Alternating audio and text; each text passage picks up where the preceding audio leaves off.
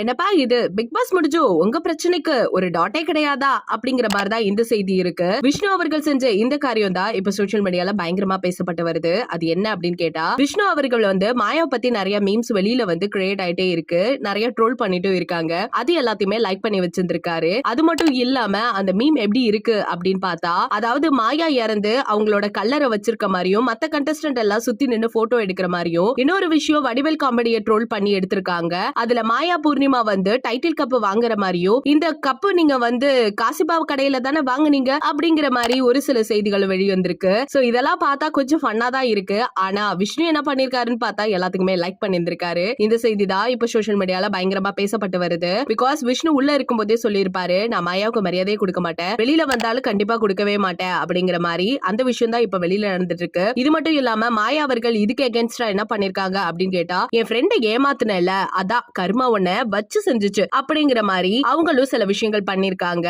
So இதுதான் இப்ப அதிகமா பேசப்பட்டு வருது. பிக் பாஸ் என்னதான் முடிஞ்சாலும் சரி முடியாட்டியும் சரி, ஆனா இவங்களுக்குள்ள இருக்க போராட்டம் என்னைக்கும் முடியாது போலப்பா அப்படிங்கிறது தான் இந்த இடத்துல நான் சொல்ல வேண்டியதா இருக்கு. சோ இத பத்தி நீங்க என்ன நினைக்கிறீங்க அப்படிங்கறத மறக்காம நம்ம கமெண்ட் செக்ஷன்ல ஷேர் பண்ணிக்கோங்க. மேலும் இது போல வீடியோஸை பார்க்கணும்னா நம்ம சேனலை சப்ஸ்கிரைப் பண்ணி வச்சுக்கோங்க.